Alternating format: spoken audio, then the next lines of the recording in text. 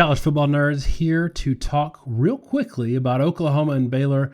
We usually go pretty long on these previews, but this time I've got a battery that's running out of juice, and I've got a co-host who is trying to catch a flight at 5 o'clock in the morning, so he's got to get out of there at 4. So we're going to go real quick on this one, but we want to get this content to you because it's a pretty big game in the Big 12 landscape and in the national landscape. So, Josh, let's discuss this a little bit in the context of the schedules played to date and something that you and I like to talk about that the fans hate that we talk about. It's how we look at our rankings. It's how we do our predictions. That is killing you when you don't play well against lesser competition. When you don't handle your business against teams that you should drill, if you want to be considered an elite team, one of the top teams. Baylor right now is sitting in the top 10 for most people. I don't think for either of us, but right on the edge. Wanting to be considered a contender because they're undefeated. Our buddy RJ Young would say, if you're undefeated, you go straight to the top ahead of any of the one-loss teams. I don't agree. I don't think you agree. And I'm about to tell you why. Okay, so we say we don't love close wins against bad teams. We don't love the loss to Kansas State for sure. And we don't really love the close win against Iowa State last week. But you know what I hate worse than that? Man, I hate 17-14 over West Virginia, a team that got drilled by Missouri. I hate an 8-pointer over Rice. I hate this 9-9 in regulation game against TCU. Is it a situation where these games are such a red flag and a canary in the coal mine that now that they're playing a team that has an elite unit on one side of the ball and is one of the top 10, been there, done that champions for the last few years, is it screaming a lopsided game or is there more to it? Let me know. I don't know that you can quite start that far, but there's signs for it, right? I mean, the one close game there that Oklahoma just had, Baylor had one with Iowa State. Again, close game with Rice, close game with West Virginia, close game with TCU. That's a lot. And they did have a big, nice win over Oklahoma State, who's currently ranked. Oklahoma hasn't played Oklahoma State. I'm not sure they wouldn't do the same thing. Currently ranked in the Big 12, Baylor may be undefeated, but it's Texas, it's Oklahoma State, it's Oklahoma, it's Baylor. And Oklahoma had a closest game against Texas. Baylor did have a great game against Oklahoma State. I've already said I think Oklahoma State's not going to finish the season ranked. Kansas State might well, and Baylor had a good game against them. But it really is, for me, the fact that when you look at games like you said, it's that Rice game that's bothering me. It's the fact that they had a close game against West Virginia. Oklahoma annihilated West Virginia. Oklahoma's annihilated the other bad teams on their schedule. Baylor keeps dipping up and down. And, I'll give you one comparison. So I think this kind of is interesting to me with Baylor and trying to pan out what they are. I think they're basically Iowa, and this is going to be a transitive property thing. Rivalry games are involved. It's a one-off sample. I get that it's not completely realistic and things don't quite work out this way, but I do think it's interesting. Iowa State, 23-21 with Baylor. Iowa State also had a close game against Iowa early in the year. Iowa State similarly lost that game 17-18, 1 point instead of 2. I think it's interesting that running the ball, Iowa State had a better game against Iowa than they had against Baylor. They only ran it for 2.2 yards per carry on Baylor, ran it for 4.8 against Iowa. Defensively, though, it was about the same, 3 yards per carry against both teams. Throwing the ball, they were better against Iowa than they were Baylor, 9.3 yards per attempt to 7.6. The 9.3 is actually on the high side for Iowa State this season. Defensively, they gave up a little bit more to Baylor than Iowa, 6.8 yards per attempt to 5.7. What am I getting to with all that? I think really Iowa and Baylor may be pretty similar. I mean, you've got similar rush defense stats. You've got similar pass defense stats. I think when it comes to the offensive production you've seen, I think basically maybe Iowa's a little bit better pass defense possibly than Baylor. I think Iowa's probably not as good a run team as they are against Baylor. Now, Iowa can't run the ball a lick to start with, but that's kind of the problem. I do think Baylor is a top 25 team. Don't get me wrong. But Iowa's 23rd, and I think Baylor is kind of Iowa plus, which to me puts them in the 15 to 20 range in terms of overall quality behind Wisconsin. I think they're a good team. I think they have a very good defense, probably. I'm not sure that they're necessarily an elite defense. As far as advanced stats are concerned, they're 34th on offense. They're 14th on defense. Those are good marks on both sides of the ball. Again, a little bit worse defensively in advanced metrics on defense. A good deal better offensively than Iowa. Again, not hard because Iowa's run defense is an utter disaster, but that's what you got. You got Iowa plus, and I don't know that Iowa plus is good enough to beat Oklahoma.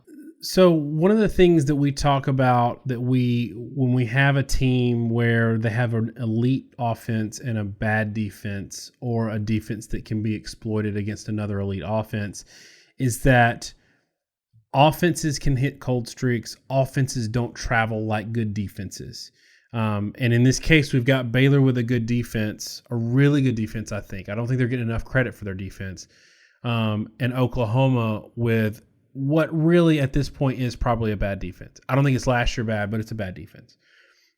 But for me, I don't want to say that, like, and we saw this against Kansas State, that Oklahoma went into a cold streak and that's what cost them the game. But to me, I feel like the gap is so much wider in terms of how elite Oklahoma's offense is versus how good Baylor's defense is, in that in this case, I don't think the whole defense travels.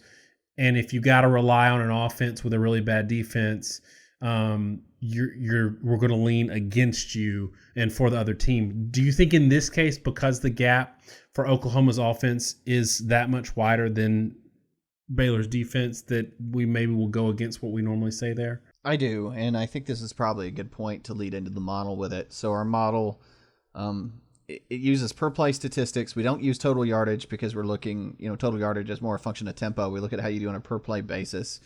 Looks at how you did against your opponents, how you've done throughout the season, generates an idea of what your teams are like. It does a matchup between the two teams. People sometimes ask us to do a top 10 based on the model. That wouldn't really work because it actually, if you had three teams, it might say A would beat B, B would beat C, and C would beat A. That can happen in our model.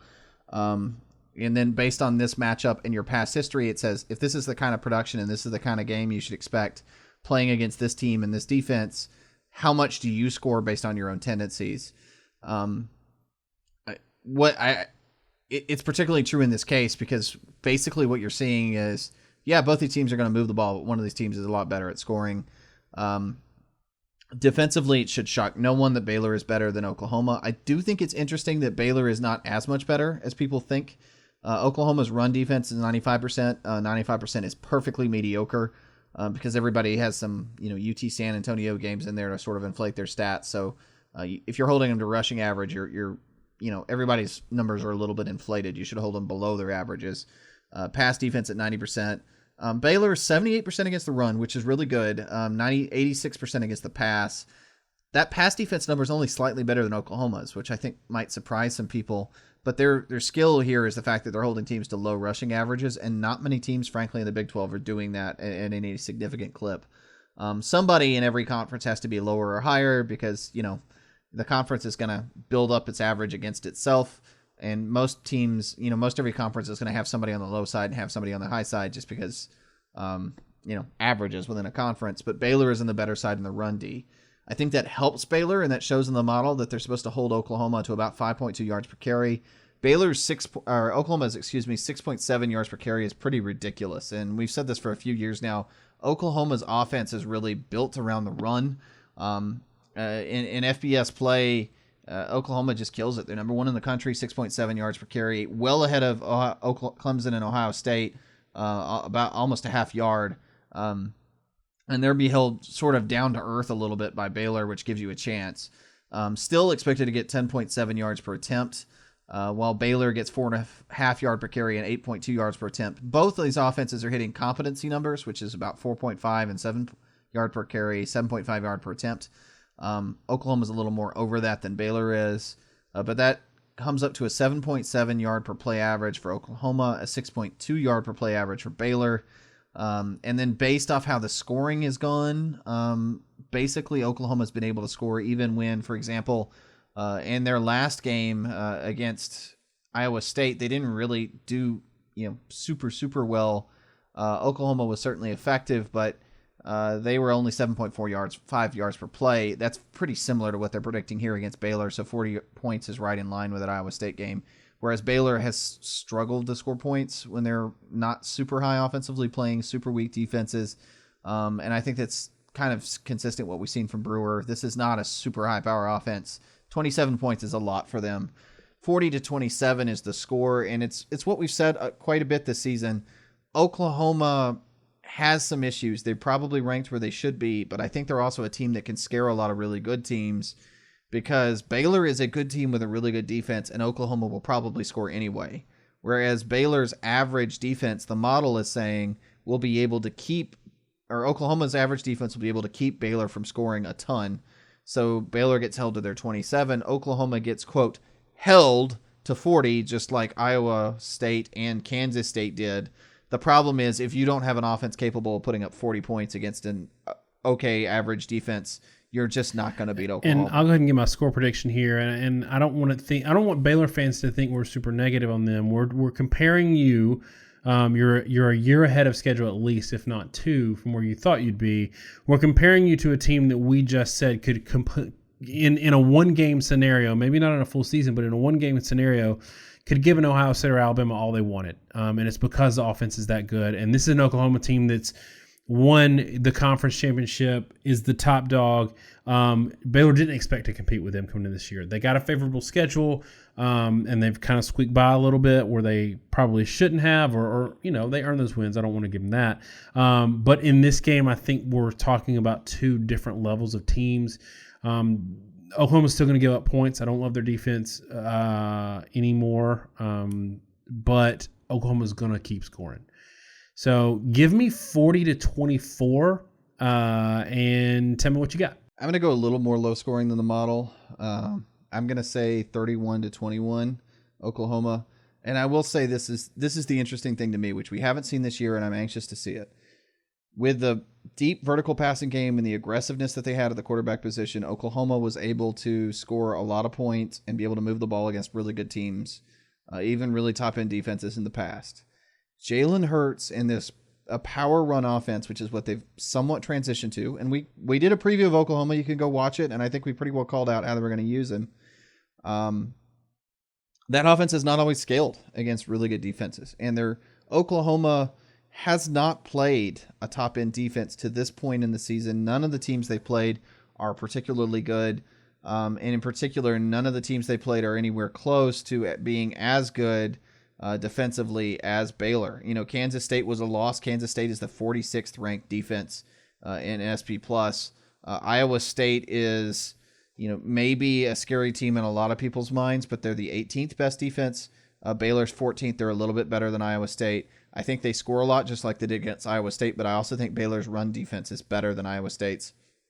And I'll be curious to see how well Oklahoma's offense scales against Baylor. We saw that a little bit with Iowa State, that they did take a step back, still scored 40 points, but they had to work for it. Whereas the Kansas State game was more a fluke with turnovers and failed conversions. Iowa State was a little more honest in terms of, why they had to push to hit 40 points.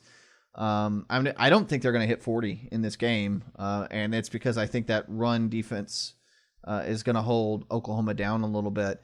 And it's an interesting game for me, especially with Alabama losing, to sort of gauge where Oklahoma is as a playoff contender. If Oklahoma can put up 50, 60 points in this game, my tune's probably going to change a little bit. But my current opinion is I think Oklahoma fails to hit 40, and I think that's a sign that if they got in a playoff scenario, Oklahoma would be held a good deal below their averages and their current expectation.